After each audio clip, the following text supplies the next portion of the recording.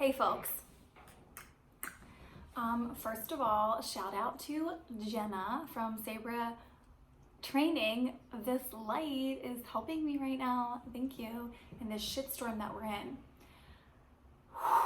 Okay, things are about to get real because I'm hangry and I am, as a dog trainer who focuses primarily in positive reinforcement, I am frustrated all the time. So, first, who the hell am I?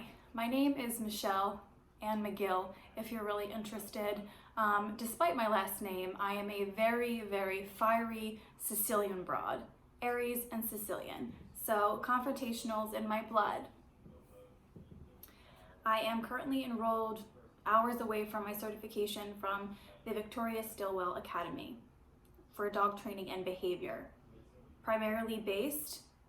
All based in force-free, fear-free, no dominant, no alpha bullshit.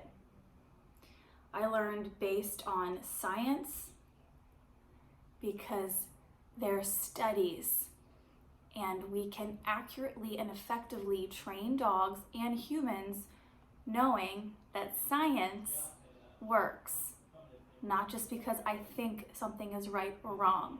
Again, science. So I put a little poll on my Instagram and I got an overwhelming response. And I'm gonna keep doing this because I think it's a great way for me to talk and discuss about things that are relevant, things that are happening now, things that affect other dog trainers' lives, and things that affect other people who've seen shitty trainers' lives. So I said, what is a phrase that you wish you would never hear again as a dog lover and as a dog trainer in this positive reinforcement, force-free, fear-free world? You're not going to be surprised if you are in this community, the responses. I am not going to hit on all of them in this video. I am going to hit on categories. So 3 things to start, and I will keep making these videos until I can't talk anymore, which is never going to happen. So you're welcome. Yes. Number 1 I want to touch on because I hear this all. My dog is stubborn. So the responses were, I can't train him because he is a blank breed. He's just stubborn. There is so much crap and generalization around certain breeds, especially the larger breeds. Your dog can learn no matter what the breed. And if you want to listen to people who aren't educated, whether, I'm sorry, in the dog world, whether it's your neighbor, your mother, you really need to say, you know what, I'm not going to give in to this herd mentality about my dog. I'm going to do research. I'm going to search out a right trainer. And I know that no matter what the breed, they can learn new skills and they can strengthen these new skills and have them for the rest of their lives, again, no matter what the breed. Another stubborn response. He knows what to do, he's just stubborn. If your dog knew what to do, they would do the behavior. And I think that's so ingrained in, like, my dog just should know. Your dog isn't born with they're not born with the mentality of, what makes my human satisfied? I really want to satisfy my human. Absolutely mother friggin' not. It's up to you as the dog parent guardian, whatever you want to call yourself, to practice and work with your dog. You call a trainer so you can get tools, so you can get all the information that you need to train your dog. Do you know how often I'm treated like fucking shit? Like the help? Because people expect me as the dog trainer to just fix things. I am going to teach you what you need to know to make your life successful with your dog. I'm not there to rewire your dog's brain in 1 or 2, 3 sessions. Scott, you can come down. Say hi. Nice outfit. What are you doing? Coffee. I made the coffee for me. Huh? I took your coffee. I know. Okay. Oh, all right. Bamboozler. I am a bamboozler when it comes to that sometimes. So, your dog isn't stubborn. Your dog doesn't know what to do. It's up to you to teach your dog the new skill. If you don't know how, call a trainer, hire them, let them teach you these skills so then you can teach your dog. Again, as trainers, we are not fixers. We are not your help.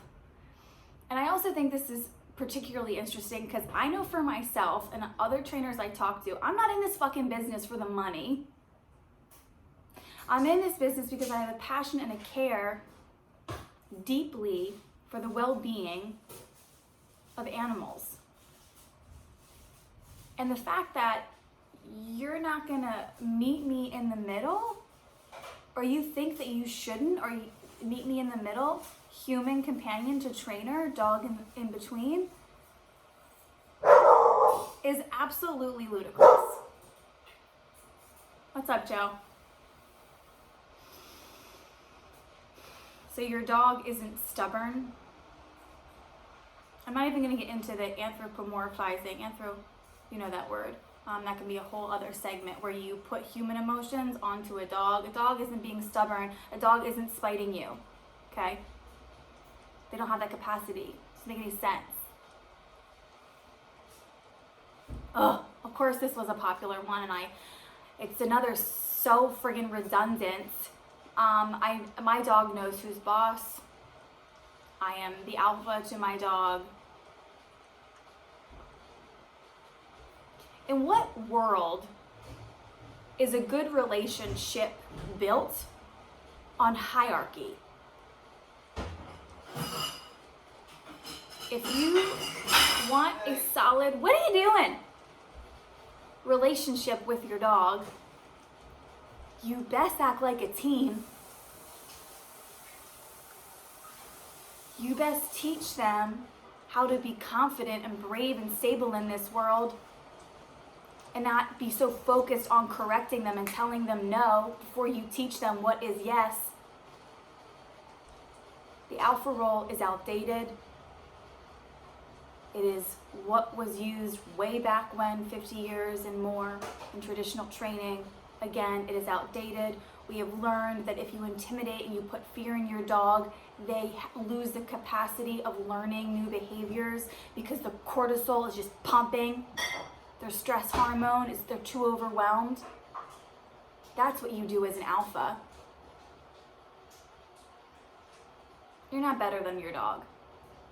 Technically, your brain is bigger, but you're not above any creature on this planet.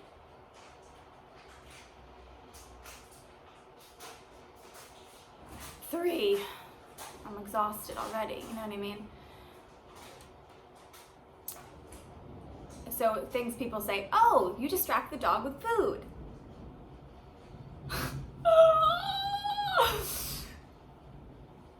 Every creature is motivated by something. And though I'm not in this business because I'm trying to make millions of dollars, I am doing it to make a living. My motivator is the well-being of dogs and other human beings, and to make a living, to make money. Well, why should your dog work for free? Because you said so? Because that's the wiring that is, again, a herd mentality in your brain? No. Your dog deserves to work for a reward.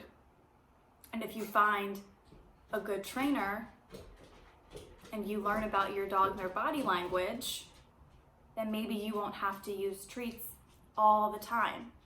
But I don't understand, and I never will understand, wanting to make your dog happy. Food makes your dog happy. It motivates them to learn. What is wrong with that? Because you have to literally move your hand from one place to another and drop it or throw it on the floor, give it to them in their mouths? That's so horrible? Or is it really because as a whole, as a collective, as a society, we aren't really taught this yet in abundance? So it's still like, I don't want to give my dog food. That's like embarrassing. What? Why? Are you really that lazy?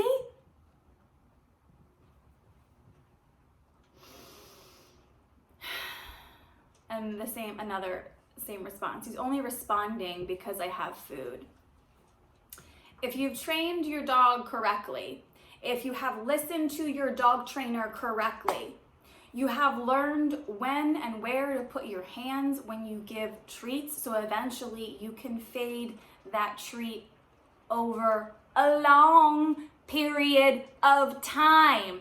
Things do not happen in weeks. Yes, you can lay a foundation, let's say for a training board, for instance, but it's going to take months, dare I say even a full year, for your dog to understand, oh, this is what you want when. Your precision has to be on spot. You need to be aware of your body and the dog's. This is not magic. Food is a motivator. There's nothing wrong with that. There's no such thing as the alpha. Dogs don't respond well. If anything, they completely shut down. That's not submissive. That's a shutdown. 3, your dog is never stubborn. Your dog is confused, and it's your job to teach them what you do want in a gentle, kind way. That's it for now, and you're welcome.